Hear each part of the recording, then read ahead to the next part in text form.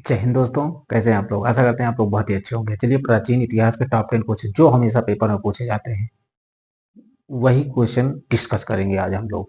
चलिए आइए देखिए, वीडियो को सभी दोस्तों के पास शेयर कर दें और आप लोग लाइक कर दीजिए। चलिए आइए देखिए, क्वेश्चन देखिए हमारा क्या है। बहुत ही महत्वपूर्ण क्वेश्चन है। पूर्व वैदिक या ऋग वैदिक संस्कृति का काल किसे माना जाता है। विकल्प देखिए, 1500 ईसा पूर्व से 1000 ईसा पूर्व, 600 ईसा पूर्व से 100 ईसा पूर्व, 1000 ईसा पूर्व से 600 ईसा पूर्व, निश्चित नहीं है। चलिए कमेंट्स करके उत्तर बताइए। आप लोग कमेंट्स करिए और उत्तर बताइए कौन सा विकल्प सही होगा। चलिए आप लोग बताइए कौन सा विकल्प सही होगा, बताइए। देखिए क्या पूछ रहा है, पूर्व वैदिक या ऋग वैदिक संस्कृति का काल किसे माना जाता है। किसे माना जाता है, विकल्प नंबर ए, 1500 ईसा पूर्व से 1000 ईसा पूर्व। चलिए नेक्स्ट देखिए, उत्तर वैदिक संस्कृति का काल किसे माना जाता है। देखिए विकल्प, 1000 ईसा पूर्व से 600 ईसा पूर्व, 1500 ईसा पूर्व से 1000 ईसा पूर्व, 600 ईसा पूर्व से 100 ईसा पूर्व, निश्चित नहीं। चलिए बताइए, ये 4 विकल्प है। आप लोग कमेंट्स करके उत्तर बताते चलिएगा, किस नंबर पे कौन सा विकल्प हमारा सही होगा उसको बताइएगा आप लोग। चलिए दूसरे का उत्तर आप लोग कमेंट्स करके बताइए। दूसरे का उत्तर आप लोग कमेंट्स करके बताइए कौन सा विकल्प सही होगा। विकल्प नंबर ए, 1000 ईसा पूर्व से 600 ईसा पूर्व। ठीक है, नेक्स्ट देखते हैं, इनमें से किस फसल का ज्ञान वैदिक काल के लोगों को नहीं था। ध्यान रखिए क्या पूछ रहा है, नहीं था।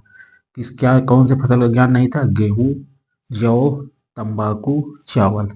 चलिए बताइए, तीसरे का उत्तर आप लोग कमेंट्स कर बताइएगा। बताइए किस किस फसल का ज्ञान नहीं था। विकल्प नंबर सी, तंबाकू है। ठीक है, नेक्स्ट देखते हैं, वेदों की संख्या कितनी है। 4, 5, 2, 3। चलिए बताइए वेदों की संख्या कितनी है। आप लोग कमेंट्स करिए और उत्तर बताइए। बताइए वेदों की संख्या कितनी है। विकल्प नंबर कौन सा सही होगा, ए, 4। वेदों की संख्या हमारी कितनी है, 4। चलिए नेक्स्ट देखते हैं। चलिए देखिए, किस देवता के लिए ऋग्वेद में पुरंदर शब्द का प्रयोग हुआ है। देखिए, अग्नि, सोम, इंद्र, वरुण। चलिए बताइए। देखिए दोस्तों, बहुत इंपॉर्टेंट क्वेश्चन है पेपर के लिए। ठीक है, बहुत ही इंपॉर्टेंट क्वेश्चन, हमेशा पेपर में पूछा जाता है पेपर ये क्वेश्चन। ठीक, बहुत अच्छे से देखिएगा, जहां ना समझ में आप लोग कमेंट्स करके बताइए। चलिए, किस देवता के लिए ऋग्वेद में पुरंदर शब्द का प्रयोग हुआ है, किसका हुआ है। विकल्प नंबर सी, इंद्र का। ठीक है, चलिए नेक्स्ट देखते हैं, भारतीय संगीत का आद्य ग्रंथ कहा जाता है, किसको कहा जाता है। सामवेद, ऋग्वेद, यजुर्वेद, उपनिषद। चलिए बताइए किसको कहा जाता है। भारतीय संगीत का आद्य ग्रंथ कहा जाता है, किसको कहा जाता है। विकल्प नंबर ए, सामवेद को। ठीक है, चलिए नेक्स्ट देखते हैं, ऋग्वेद में कुल कितने मंडल हैं। देखिए 13, 14, 10, 11। चलिए आप लोग कमेंट्स करके बताइए ऋग्वेद में कुल कितने मंडल हैं। कितने मंडल हैं। विकल्प नंबर कौन सा सही होगा, सी, ऋग्वेद में कुल 10 मंडल हैं। चलिए नेक्स्ट देखते हैं, ऋग्वेद में सबसे महत्वपूर्ण तथा पवित्र नदी मानी जाती है। देखिए, सिंधु, गंगा, सरस्वती, सतलज। चलिए कमेंट्स करके उत्तर बताइए। चलिए बताइए कौन सा विकल्प सही होगा। ऋग्वेद में सबसे महत्वपूर्ण तथा पवित्र नदी मानी जाती है, कौन सी मानी जाती है बताइए।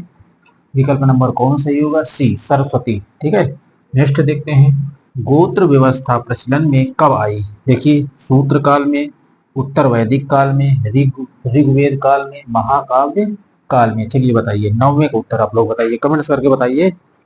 कमेंट्स करिए और उत्तर बताइए कौन सा विकल्प सही होगा। गोत्र व्यवस्था प्रचलन में कब आई, बताइए कौन सा विकल्प सही होगा, कब आई है।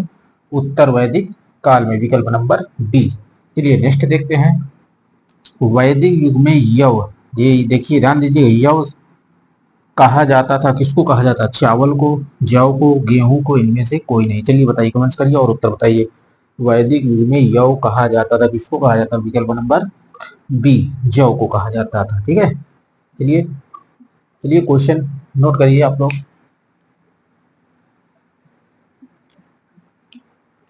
चलिए आप लोगों ने क्वेश्चन पूरा एक क्वेश्चन नोट कर लिया होगा, जहां भी दिक्कत हो आप लोग कमेंट्स करके बताइएगा।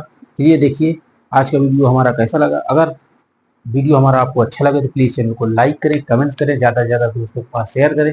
मिलते हैं नेक्स्ट क्लास में।